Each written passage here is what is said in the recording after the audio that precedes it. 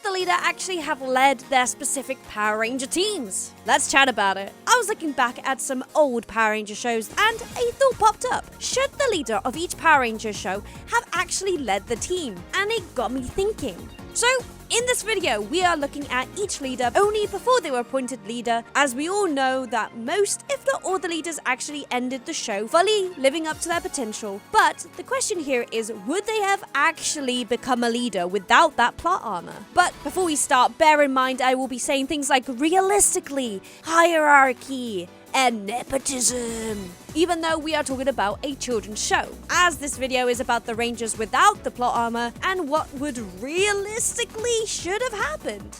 Also, I have some friends to help us along the way, so let's go. Kezza, Henshin. Jason Lee Scott is always the first in this list, but let's go for it anyway. He was the first ever Red Ranger and first ever leader that we know of the actual team. In chronological order, there was Rocco from the year 1880 and many more, I'm sure, but we are talking about who actually led the team, so this one goes to Jason. Should he have been the leader? Probably, yeah.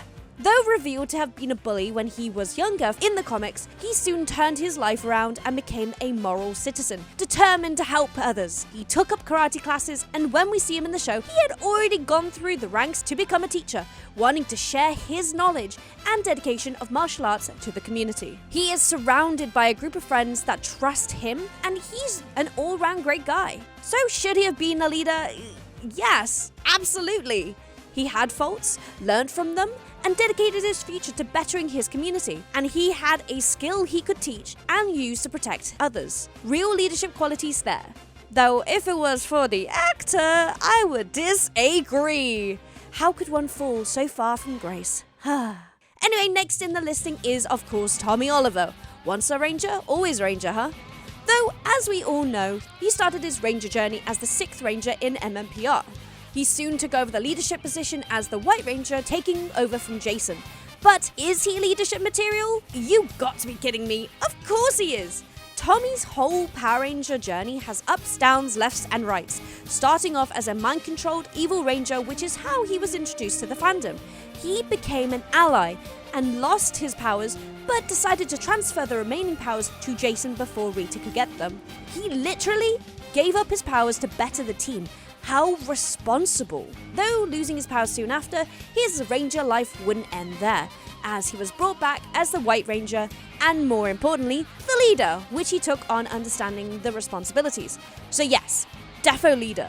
Don't know how Jason felt about being replaced, but we will see Tommy again very soon. Next, the first ever female leader. Toei would never. We have the leader of the Equation Rangers, in other words, aliens. Or ninjas from a water planet? I don't know how this one actually got through planning, but anyway, this is Delphine, the White Equation Ranger. We don't really know much more about any of the alien water ninja rangers before they came to Earth, and even when on Earth acting in the position of the Power Rangers, we still don't really know much about them. Many fans saying that they would have wished for them to have been used more, considering it was their show. But what we know of their past for this video is that at some point, Ninja gave them their powers and were summoned to Earth by Zordon.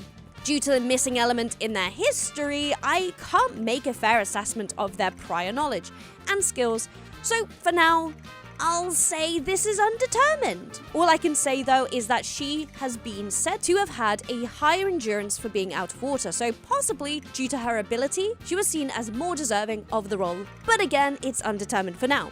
But we might be able to work that out with our first guest, Este. Make that decision for us, thank you. But if it was me, I would say yes. The Alien Ranger series gave us a big first with Delphine, the first ever female leader in Power Rangers history, or at least in its television history.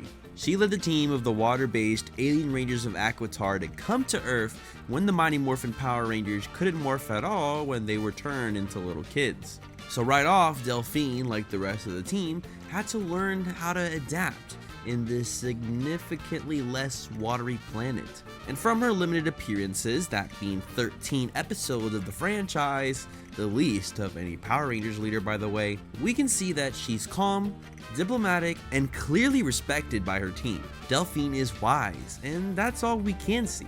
The thing about the Alien Rangers series is that it was only 10 episodes long, so we really couldn't dive deep into the Alien Rangers past. We just had to tell that she, along with the rest of the team, have been doing this for a really long time. So we just gotta say, yeah, maybe she totally did deserve the role as a leader. Delphine, along with Blue Ranger Sestro, were the only ones with additional focus for their few Zeo appearances, which at least shows that they help beyond the reach of immediate battle. But for this reason, we never really saw her get tested the way other leaders do. The Power Rangers Wiki doesn't even have a proper written description of their personality because we know next to nothing. However, it may be in that short time, she did make history, and she did it with alien grace. Thank you, SA, for that. But let's move on to the next one. And here he is again, Tommy Oliver. This time as the leader of the Zeo Rangers. Should he have been the leader? Yes, of course, we already discussed this. He again is the leader once more in Turbo. And leader again, yes. Hey, Saban knew that they had a winner with Tommy's character. But what is interesting about this season is that he isn't the leader by the end of the season. Tommy actually passes the leadership on to someone who he thought showed dedication to their cause and team, and also possessed great leadership qualities. That new leader was Theodore J. TJ Jarvis Johnson, who took the role once Tommy thought it was the right time to step down. Again, showing great leadership and understanding that, for the betterment of the team, TJ was the way forward, which is great. Instead of risking his team for his own ego, he chose maturity and reasoning. Why can't some learn from this? Now, onto that specific leader. Handpicked by Tommy, TJ became the second Red Turbo Ranger and leader of the Turbo team. Did he deserve the leadership position? Yes, actually. Though reckless, he was the one who ran into an attack that he witnessed and freed Tommy, who was caught by Divatox. He charged into battle unarmed to help where he could, saving those who needed help. His kindness and determination stood out to Tommy. Though on second thought, he's a baseball player and not trained specifically for the job. Recklessness on top of no fighting training, but he is determined, caring, and physically fit? I'm unsure about this one, actually. I would say yes as an overall statement, but I'll let you guys in the comments determine this one. TJ leader? Yay or nay? Let us know. TJ, though, soon stands down in the next season, demoted to a lower rank as Andros, the leader of the Space Rangers, barges onto the scene. Should he have been the leader? Now, this is an interesting one. Andros, searching for his sister who was kidnapped, joined the army with his friend, with the other goal to become Power Rangers. They were chosen by Zordon soon after, so surely it seems they are capable. However, still not a leader just yet. It is actually much later into his story where he becomes the leader of the Space Ranger team after the defeat of his friend and the capturing of Zordon, where he meets the team for the first time, and let me just say, consistency is key here. His whole life he is fighting to be a ranger, to find his sister, mentor, and help his friend. However, the others kind of dismantle and get convinced to join his new team, so there's a little bit of being forced into it. But yeah, overall, Andros has the background of working as a soldier, has the conviction, the gear, and eventually the team. I could say yeah, he should have been the leader, but maybe I'm the only one a little unsure about this answer, as it seems his entire relationships before ended up truly a mess, considering he was the only one left standing. Yikes. I guess we're just working with what we got at this point, huh? Anyway, continuing on with the space theme, we move on to Power Rangers Lost Galaxy, with Leo Corbett leading the team. Should he have been the leader? The real question is, should he have been a ranger in the first place? To answer these questions, absolutely not. But his brother, yes. Throughout the show, Leo showed great bravery and promise and lived up to the name of leader and the expectations that come with it. However, it was in fact Mike, the older brother of the two, who should have been the leader. Mike, a security personnel of Terra Venture, acting as Commander Stanton's second-in-command, was the one who found Maya, offered to help, took the sword from the stone and fought for justice. However, that did end in his demise, and his brother was given the role instead. This is nepotism at its finest, ladies and gentlemen. Talking about the brother, on the other hand, Leo was the stowaway who wanted to follow his brother selfishly to see the new world. He is stubborn in his desires of adventure, going against his brother's demands and wishes, and ends up being given the power after his brother was initially chosen and falls to his death. This is one of those shows where the leader was literally not meant to be the leader, and one of the few inspirations for this video, funnily enough. I know that later in the series, Mike miraculously returns with another position and power, stating that it was meant to be this way. I get it for the story, but for this video, it literally doesn't make any sense. If it was how it was meant to be, why didn't Leo just take the sword out of the fucking stone? Like the literal sword in the stone situation. Wait a minute, is this just a retelling of Arthur and the sword in the stone? But Power Rangers? Didn't realize that. I guess Power Rangers had too many good leaders at that point and wanted to show a new side of the leader role with flawed people who led these teams and showcased how one can improve, change and learn. But that's too thinky for my brain. Let's have friendo Yugi Joe finish this point for me. Thank you. Hey, that's me. I'm Yugi Joe. Yeah, I do have a couple of things to say about Leo. I do think at the end of the day, he should have been a ranger. But I think him being a shadow of what a good leader could be for most of this, and always striving but falling short to be his brother, the team would have just been better off giving him a backseat. Still a ranger, but without the pressure to lead and be as good as his brother was going to be. I think that was all just a bit too much for him, and he never really comes into his own for me. So my personal on that is make one of the others the leader. I think they were all very competent rangers. And, you know, the one thing we know about that series is a good leader is willing to sacrifice themselves. Maybe Kendrick should have been the leader all along. Thank you, Yugi Joe! But now let's move on. Carter Grayson is next, leader of the Lightspeed Rescue Team, as Red Lightspeed Ranger. Should he have been a leader? Totally. With an asterisk. Once as a child, he was saved by a mysterious firefighter, and wanting to follow in this mysterious man's footsteps, became a firefighter too in hopes of saving others. He did this successfully, becoming one of the best, and was recruited to become a Power Ranger and leader soon after. He was quick on his feet, brave, and maybe a little bit reckless, but he was successful and led the team to victory. However, here is the catch. Let me add one extra potential candidate into the ring. Dana Mitchell, daughter of Captain Mitchell, Pink Lightspeed Ranger. She is a paramedic, and due to her knowledge and training, is hugely level-headed due to her profession, which makes her also quite serious and caring in her line of work.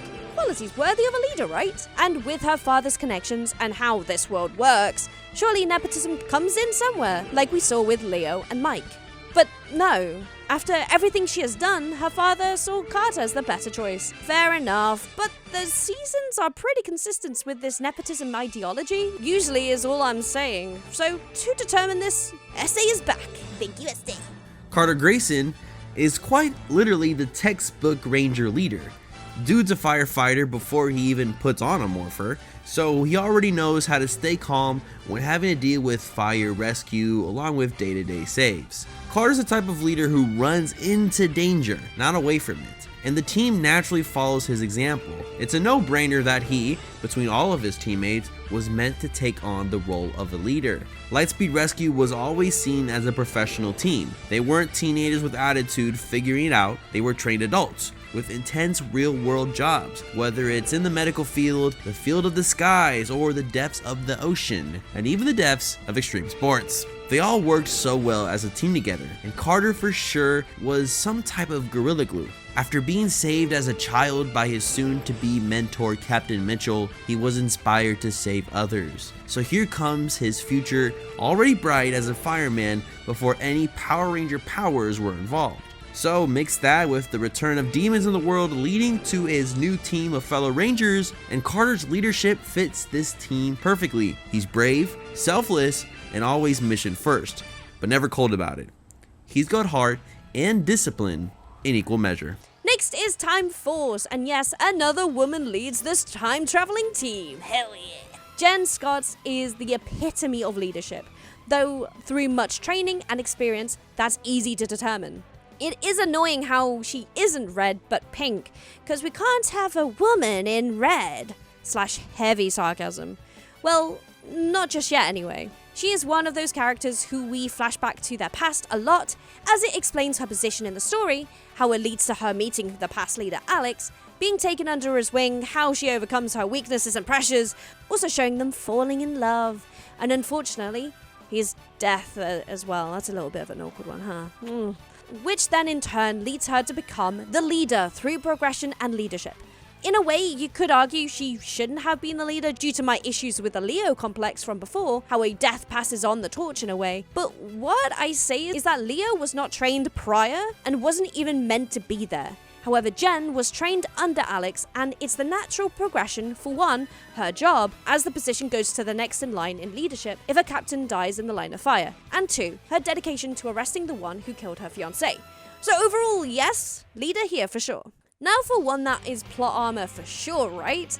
Cole Evans comes swinging in, booting out Taylor from the leadership position, taking the Red Ranger role, as well as Taylor was yellow. Again, a woman, even though the leader originally can't be in the place of red, actual eye roll. Now for our dueling leaders. Of course, Cole is intrinsically involved in the plot and the setup, don't get me wrong. His parents literally worked with Dr. Adler, the future villain, when Cole was a literal baby.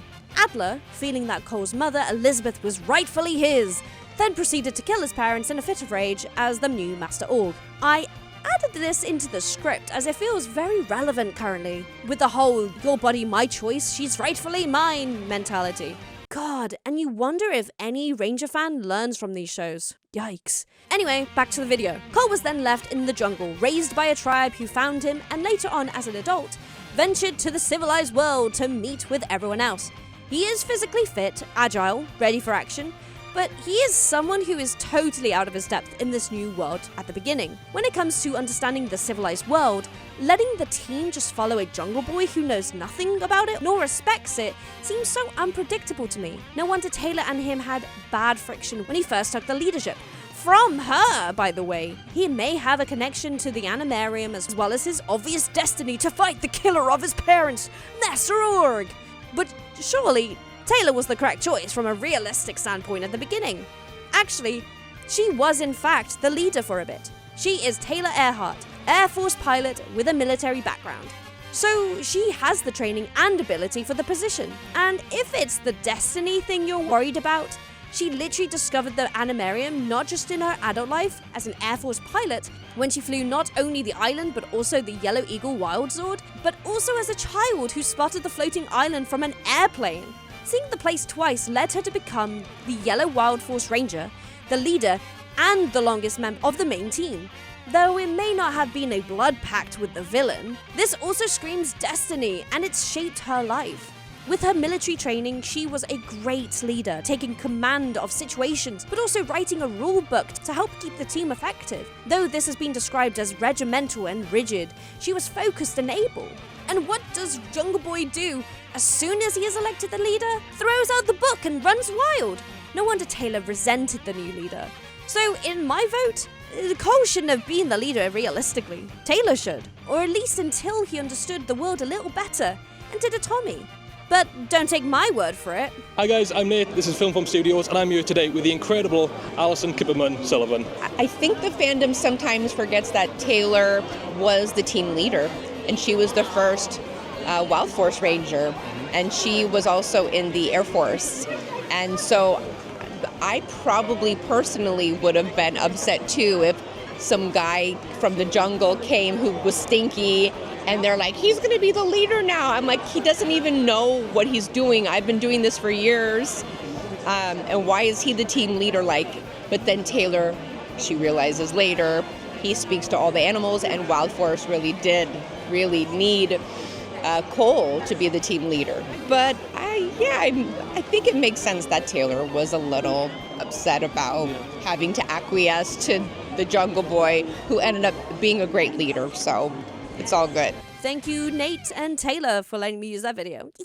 Now we go into the Disney era of Power Rangers with Ninja Storm. The leader here is Shane Clarke, but honestly I think this one is a no-brainer for sure, right? No, he shouldn't have been the leader. This show had an interesting twist, as we are thrown into the world of a ninja academy with students who are late to class and exams, lack commitment to their studies, and at the beginning of the show are about to be expelled if they don't change their ways. Doesn't really seem like hero quality to me. Shane describes himself as the adrenaline guy, the risk taker, the bro. As I said before, does that really scream leader? Does it even shout ninja, really? Though he is skilled in skateboarding, which does help him with his agility and reflexes, when it comes to ninja skills and his exams, he is lacking. Obviously, later in the show, he becomes someone dedicated and a natural leader, but not at the beginning. The only reason that he becomes the leader, let alone a ranger, is because of Luthor's attack on the academy, where everybody else was sucked up, and the only reason it didn't take them is because they were late! If it wasn't for the fact that all of the students had been taken by the villain, I would say none of them should have been rangers. At this point in time, they do a test and fail it. When they are threatened with expulsion if they are late again, they are late again! They lack commitment for their ninja training, and even Cam literally can't believe they are being chosen. I have to agree with him, it's ridiculous. It's like the phrase, even if you were the last person on the planet, I still wouldn't. To be honest, if anything, Cam was the only one born to be a leader, and should have, at the very least, earned the right to be a ranger, and proved his father wrong much sooner. Maybe even taking over the whole team as the leader eventually. Totally Tommy coded, hell yeah. He's also great, for God's sake. But nah, the sensei apparently sees potential in them. But my counterpoint is that aren't all teachers meant to think that with all their students? In fairness, when giving them the powers, he just says, you are the Red Wind Ranger. Not, you are the leader of the team, so I'll leave this one ambiguous because yikes, justice for Cam. This one is also another easy one too. No! Connor McKnight should definitely not have been the leader, nor a ranger. In Dino Thunder, he is literally in detention for not going to class. And on top of that, he's sexist, big-headed, and condescending, saying that the principal is just a woman. God, I hate this line every single time it's brought up. I've literally talked about this before in another video, and in fairness, she showed him very soon after. The others in the team are also detention dwellers, playing music without permission, this is a strange rule, but okay, and also causing a malfunction called the sprinkler accident. The only reason why they find the powers is because Tommy, their teacher now at this school, is forced to play babysitter, taking them to a dino museum and tells them if they can find something prehistoric, then he will cancel detention. And that's just what they do. They find dino gems, Connor specifically picking up the red one, which bonds to Connor's DNA. And then they are made into rangers to save Kiro, who gave up her gem for a normal life. The fact that they couldn't even fight or be able to protect themselves literally means they are not prepared or able. However, the gems were bonded to their respective person's DNA, so they are kind of stuck with it. That is plot armor. With some help from Tommy, they eventually save the day, and to be completely honest, I think Tommy should have been the leader again after that disaster. Not just the mentor that he became. Connor isn't really leader quality. He's described as not the smartest of the team, he seems distracted for his football aspirations, but really that's not entirely his fault. He is a child in school finding who he is and what he wants to be. But he does later become the leader the team deserved. But if we go back to the video's title, leader? Absolutely not. I've babbled a lot here, but my friend Hedge can explain more. Thank you so much, Hedge. Thank you. Should Connor have been a leader in Power Rangers Dino Thunder? See, that's a little weird for me because when he became a ranger, he of course had that episode where he was realizing all the things that he lost or was losing, having to tug of war his life with saving people and being this hero type figure, let alone a leader of the team. And then he eventually just he recognized how much it meant to him and how much it meant to other people, saving people like children even. And he really sort of grew into his own. But I don't know if he really had like leader tendencies. He was the leader of the team, but a lot of the time in the show they didn't really show him as a leader. He was just sort of part of the team. If anything else, they showed Dr. Rowe, Tommy, as the leader. He's the mentor, but like they went to him for everything. So I never really felt like Connor got those moments to shine as a leader of the team. It never really came out to me outside of certain episodes like Triassic when he got his battleizer and was really showing himself to be a great person. And in Dino Thunder, I also don't feel like any of the Rangers really had leader-like tendencies outside of Tommy. So for Dino Thunder, it's a very eye-opening thing to think about that, how Connor was the leader because he was the Red Ranger as opposed to his own prowess, regardless of how much the show tried to get us to believe that he really deserved to be leader. I don't know if I could really see anyone else in that team as a leader outside of Tommy. Thank you so much, Hedge. I owe you one. Jack Landers of the SPD is next, and definitely not. He's a thief, a criminal, but becomes a leader so their mentor can teach Sky a lesson? Well, obviously it's more than that. And during episode 3, from the sound of that growl, Kruger may have regretted it slightly. But I say thief and a criminal not in an accusatory way, but more like the institution and their teammates see them like that. He's stolen things, but only to help those less fortunate. A real Robin Hood. From the hood, which I respect. But would he really be willing to help a police organization? Only after many rejections and refusals does he even become a ranger, and that's only to save his friend's life. Which in fairness is admirable, but without fate and narrative armor, he wouldn't have been the leader really. Though who should have been the leader? It's hard to say. You'd think that Sky with a lineage from his father, right? But HR would have seen his demeanor, and so would his captain, so this one is a lost cause, unfortunately. Breaking news! Just remembered something from the back of my head. I forgot about episode 8 of SPD, where it's literally revealed that all of them were genetically modified through their parents' exposure at their work at SPD, and they kept note of them through their childhoods. So they have powers because of the fucky-wucky science stuff they were doing with SPD? Figures why they all had powers. So that does actually mean, yes, Jack Landers should have been a leader. My mind is blown and I'm grateful about it. I can rest my case on this one like, hell yeah, Jack Landers. Let's move on though. Next is the Nick Russell, Mystic Force Red. And overall, I think yes. But it's gonna go against what I've said through this whole video, so just bear with.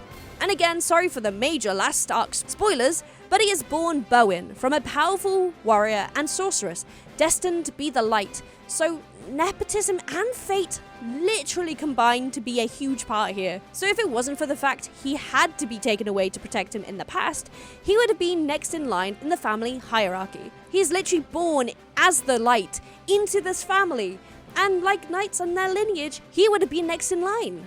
Though where it gets tricky, he was taken to the human world and adopted by human parents. For his protection, of course. However, while traveling through Briarwood seemingly randomly, he was the first one who volunteered to help an old man, even though he knew the risks. This is literally a test of bravery set up by you, Donna. His mother. And he still passed it with some second thoughts. After everything we discussed, yes, he should be a leader. He's actually the most realistic one out of the whole bunch, actually, so far. But the tables soon turn, as next is Mackenzie Mack Hartford, Red Overdrive Ranger, and this is a no, obviously. Though a son of a billionaire who is the mentor of the team, who recruited everyone else, you think nepotism could come back into this, right? But no. Not when your own father wants you to not even touch it. You have no prior skills and you fall out of a hammock when reading a book. Your rich privilege can't get you everything, Mac. When everyone else are artifact recovery agents, stuntmen, race car drivers, Mensa-level academics, and your main description is avid adventure novel reader because your dad won't take you on adventures? It's clear. Well, it's also because he's a robot and his father, Andrew Hartford, didn't want him to break, probably. Even Andrew was planning to become the Red instead. So actually and definitively no. However, to finish this point, friendo Yugi Joe is back. Yes, it's me. I'm back again.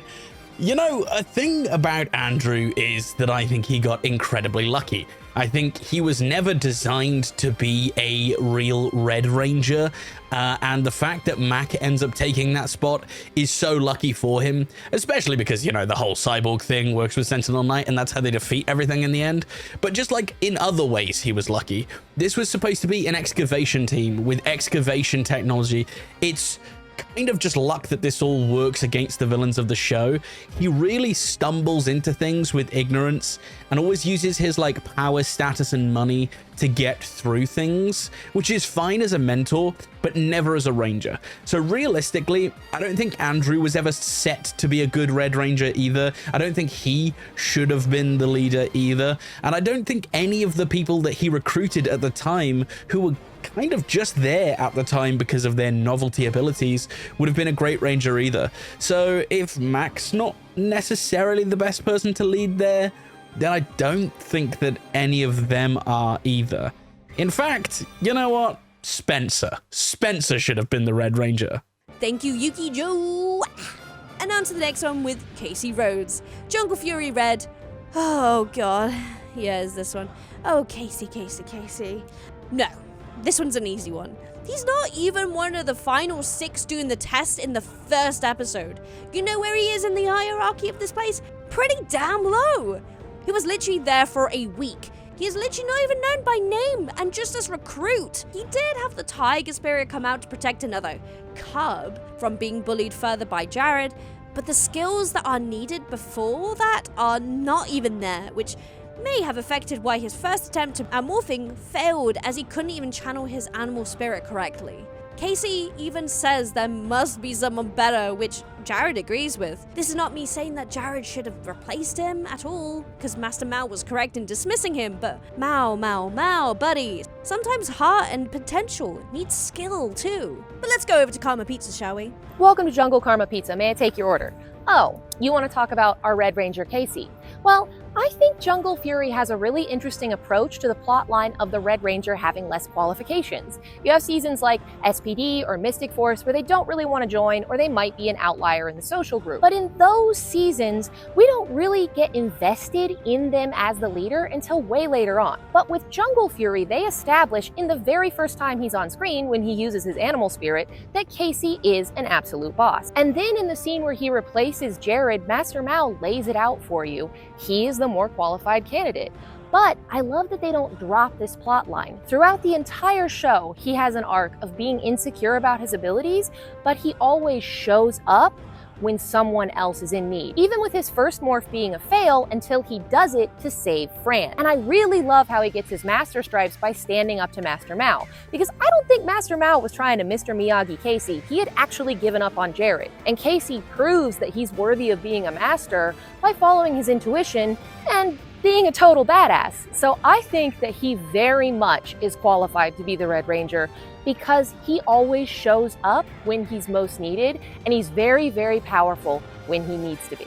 Thank you, Beauty Baba Yaga. Really appreciate you joining this video. Thank you. But quickly moving on, this is a quick one. Scott Truman, RPM Red, yes. He should have totally been the leader. No doubt about it. Though he is the younger brother of the previous leader and also the son of the main leader, he has also served in the air support under his brother, having the same training, so the next in line in the hierarchy would have been him. It's so clear that even his brother wrote a letter of recommendation for his brother to become the leader of the 2nd Eagle Squadron.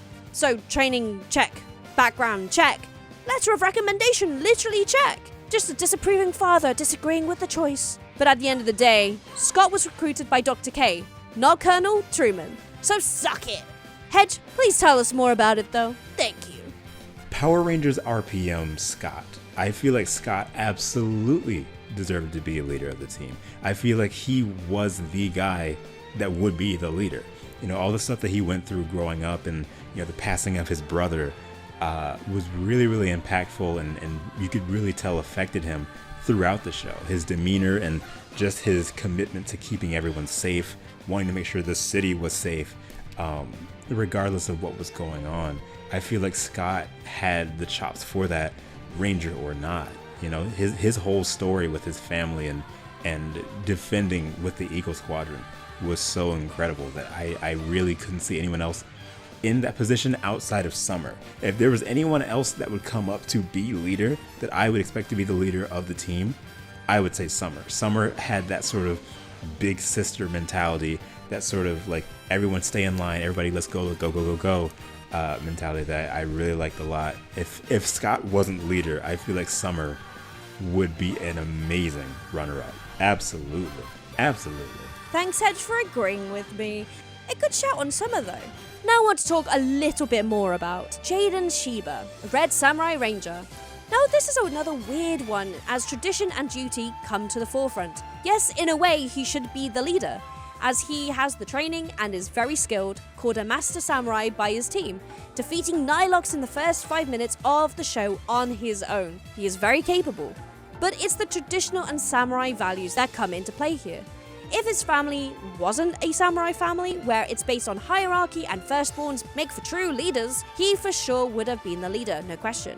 However, his family is purely that, and his elder sister Lauren was the true leader. But don't tell the others that. For this team also, it's more of a call for action to those who have trained, rather than teams being chosen randomly because they have attitude or not.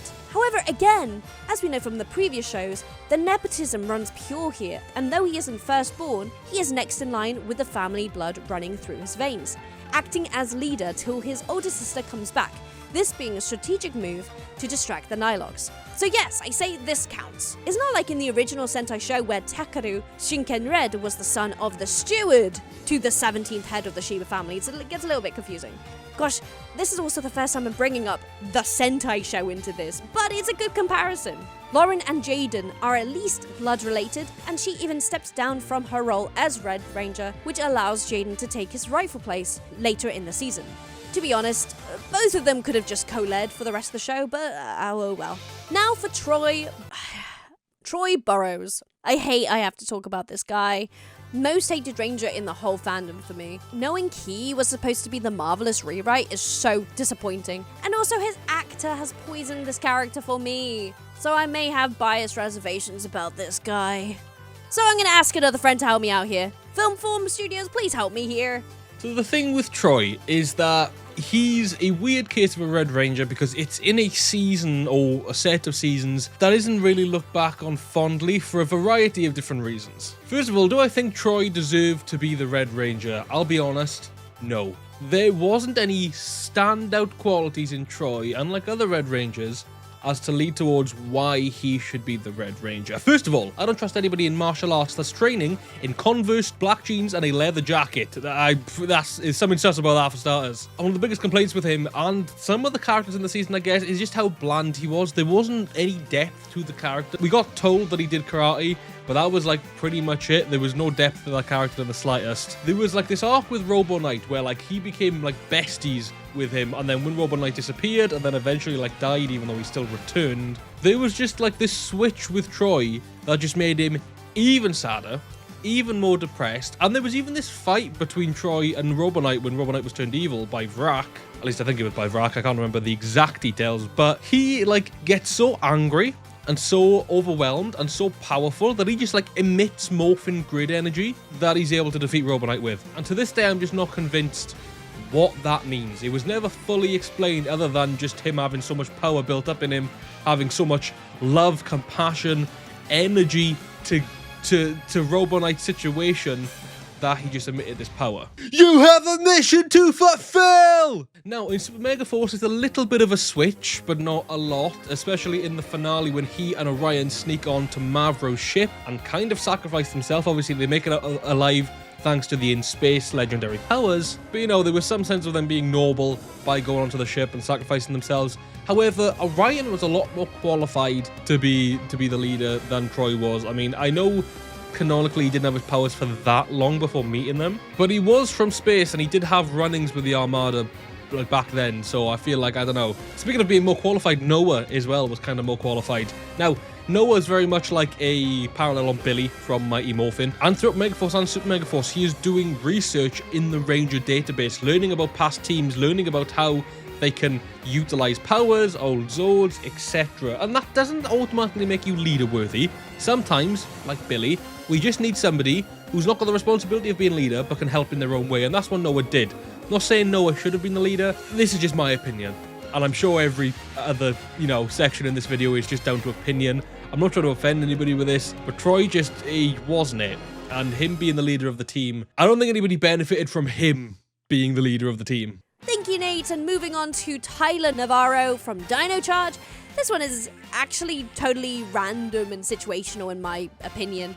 And overall, I don't know. Tyler ventured to Amber Beach only to look for his father, who disappeared when he was very young, leaving behind a notebook way before the season even starts. Tyler becomes a ranger totally by accident, and even after he's a ranger, he doesn't even connect his father's disappearance to all of this till episode 3, when Tyler recognizes a sketch in the notebook to a petroglyph on Coda's wall. To be honest, after watching the first few episodes again, they never claim to be the leader, and don't really act like it when the group are with Keeper, the mentor, and Kendall, being one of the last to join the team officially.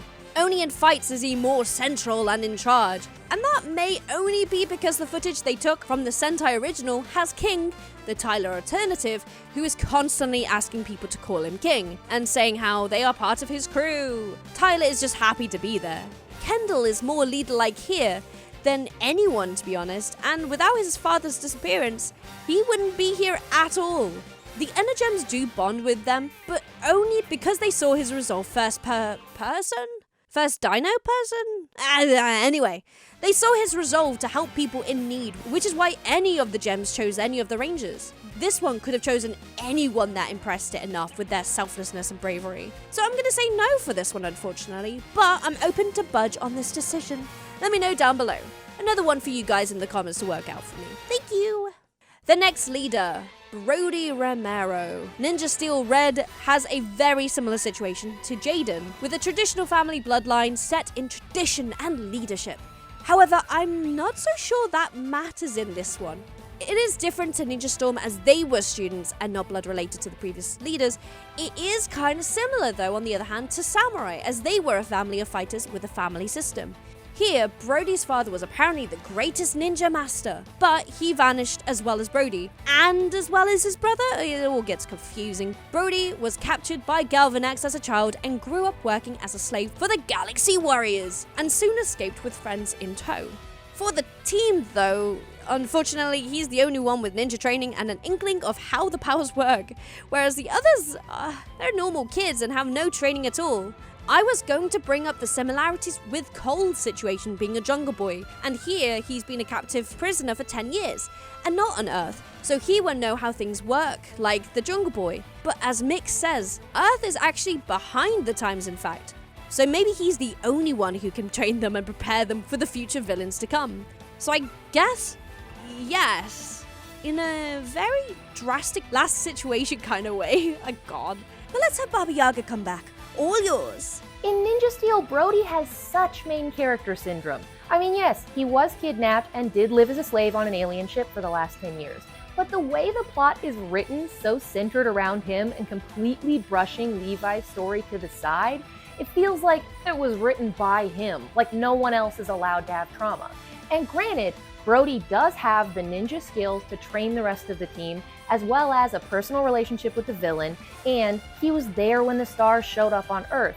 But he gives me more of a mentor, Blue Ranger support character vibe, especially on a team with super genius and stone cold badass Sarah and dragon riding wizard Preston. It kind of just feels like maybe he's not the most qualified to be the Red Ranger. But I do love that man, even though he's a derp. Honestly, he seems like a derp. But thanks again. But back to it with the next one, and this one is very simple. Devon Daniels, Beast Morpher Red, leader? No. Though he is the son of someone powerful politically, he is not actually connected to the Grid Battle Force, the company that the Rangers are associated with. He's not even one of the top 3 candidates in the running to be a Ranger in the first place. In a way, Devon shouldn't have touched the premises at all in any other situation other than the son of Mayor Adams Daniels coming to visit. If anything, this whole situation is a complete accident, and it was by pure plot armor that he became a Ranger. It's mentioned he has a brown belt in karate and not any higher. This isn't me shaming him for not finishing the belts by the beginning of the show. I think I got to like yellow belt or something. But all other characters have black belts, and he is literally grooving mid-lesson and not listening, showing us how unserious he is. Hot take, Blaze isn't in the wrong here. When he was teaching, Devon was slacking. And talking about slacking, Devon loves games and is seen as a layabout by his father. Even at that, when forbidden by his father to join him at Grid Battle Force, he didn't even listen to his father and broke in by stealing a picture of his father's guest pass, pretends to be staff, and does all this to play their unbeatable battle simulator with no remorse. On top of that, he gets caught, involved in the events of the day, and when things go colossally wrong and is forced into the morph, he now gets rewarded with the battle simulator he was begging for at the beginning as well as the powers. We are literally rewarding his breaking, impatient, and impulsive tendencies. Of course, over his time as a ranger and leader, he has changed for the better, but before, absolutely not. So should he have been a leader? God no, you must be joking. It's in fact more the Blue Ranger who has those nepotism vibes here, as Ravi's mum is in fact Commander Shaw. But I feel that's not important here. It's the fact that I've only just realized that they were playing God and creating Rangers by manipulating the morphing grid. Like, what would Billy say? Like, surely this is Zayto Dino Fury Red, leader of the original Knights of Ravkon, the ancient Dino Fury Rangers from 65 million years ago, as well as the current Dino Fury leader. Leader, though? Yes! He trained to be a knight, became the leader of the army, and fought in battles. He is a leader through and through. Even in battles, when there were casualties and mistakes on his end, he learned from his mistakes actively in the show, and even before the show, trying to prevent another Sporix war from happening on Earth. It was only in the chaos of his awakening that was caused by Nosy Nora and Science Sam that the Sporix even released again. Zayto took responsibility, protecting the Sporix, and when the situation was forced out of his hands, he then dedicated his time to training his new teammates. So leader? Yes. And now for another Nate edition. I asked if I should include him, and Nate was said absolutely. So for Billy Cranston, the leader of Mighty Morphin Power Rangers in Once and Always, you have Nate once again. Take it away, Nate. Alright, so we're back and we're talking about Billy in Once and Always. Now, I'm trying not to be biased. I love Billy.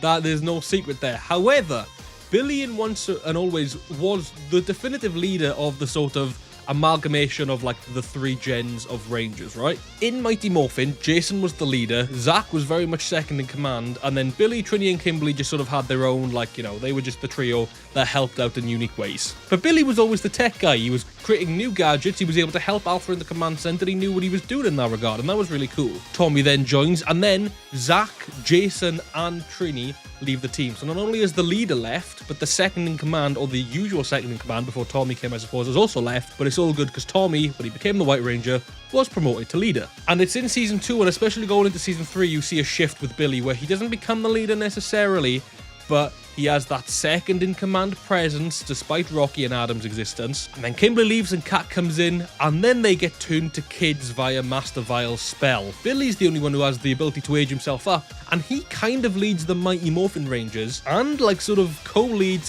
or at least minimum assists the Alien Rangers. So that really shows Billy's like leadership role. And then when we got to Power Rangers Zeo, Aisha leaves and Tanya joins, and the only person left from the original series is Tommy, and even then Billy like predates Tommy by a good couple of months. So Billy decides he's going to retire being a ranger and just help out in the command center. A very wise, a very mature decision to make, and he does a lot better in the command center, helping build gadgets, helping with the Zords, helping with just being the guy in the chair along with Alpha and Zordon. And then due to a mishap with the aging that happened in the Alien Rangers, he ends up going to Aquitar, where he then stays. And from that point up until Once and Always, we don't see David Yost. We see Billy, we see the Mighty Morphin Blue Ranger return in like the Legendary Battle and Grid Connection, but the first time we see Billy and get to see what he's up to is in Once and Always. Not only has he attempted to bring Zordon back, not only does he have his own command center where he's built Alpha 8 and Alpha 9, not only has he managed to help Alpha 9 figure out a way to remote pilot Zords and create proxy power coins, it is just clear that he has spent the better part of the last 30 years contributing to Ranger tech, contributing to the theory of Power Rangers, I guess. You know, he's been there from the start, working away, and we can see kind of what he's been doing over these 30 years. Now, Jason and Tommy both get captured in this special. So the team consists of Billy, Zach, Rocky, Catherine, and unfortunately, Trini passes away in this special, and Min ends up replacing her, who is Trini's daughter. Now, whilst it is technically Billy's fault that Trini died in the sense that he accidentally brought Robo Rita back, who killed Trini, it's a trope in many films, many TV shows, and even in Power Rangers that the redemption arc comes from they made a mistake that resulted in something really bad happening, and they had to sort of rectify it / like at least avenge what happened. As I said earlier, Zach was pretty much second in command in Mighty Morphin, but he is having to look after Min. He is the new legal guardian of Trini's daughter. And as I said, Billy has spent the last 30 years bettering Ranger tech and trying to figure out ways to help Power Rangers throughout the decades, clearly. Someone needed to step up. Billy was there. He did a fantastic job. He piloted the Dino Megazord. He mentored Min into becoming a Ranger that we see they go off in the future. And then he ends up mentoring the Cosmic Fury Rangers. He builds the Cosmic Fury Morphers. And don't forget, well, I was going to say they defeated Lord Zed. They kind of defeated Lord Zed. Zayto kind of showed up as a Morphin Master for that. But I think it makes perfect sense. And it's a lovely little like cherry on top of the cake that Billy got to lead the team, because he is like the biggest Mighty Morphin Ranger. Tommy is the most loved by fans, but he was there from the start until the end. Didn't miss a beat. And we have come to the last season. Cosmic Fury, led by the first ever female Red Ranger in canon. Can we get a hell yes? When Zayto was absent in between seasons, Amelia's resolve and leadership led to her being given the role of leader, as well as the title of Cosmic Fury Red Ranger. The Morphin Masters thought it was correct for her to take the role, and my god does she, 1, look great in red, and 2, do it well. So yes, she supports all her team even before becoming Red. Javi with his arm, rescuing Ollie, finding Zayto, and so much more. Never had an answer jumped out so easily than it is for this one in this video. And there you have it. We are caught up with the current listing of Ranger leaders. Will there be more? We'll see. And one thing that is very clear is that most leaders definitely shouldn't have been a leader. But why do most of these leaders have to have plot armor to get the roles, and why don't they start off as perfect leaders? It's because it's interesting to watch. These flawed characters go above and beyond to fight for the underdog, to save the world, bring justice and victory whilst bettering themselves and those around them. And that's what makes Power Rangers great. I'm not saying with this video that Power Rangers is written badly, oh no. What this is just a question I had for a while about some of the absurdities and reasonings of these characters and how funny they are when you think about them realistically. Though the Toku and Power Ranger fandom do hate when you talk about realism with a superhero show that deals with monsters and is made for kids, but I thought it was interesting to say the least. What did you think though? Do you agree with some of these characters being leaders, or do you disagree like me? Let us know down below, and I'll be back soon with another commentary video where I chat for too long and in too much depth. But for now, see you then. Matane. Bye! Also, can we just give a huge thank you to my guests, Filmform, Este, Barbie Yaga, Yugi Joe, and Hedge. Thank you again so much for being part of this video. I really appreciate it. Anyway, next time, bye!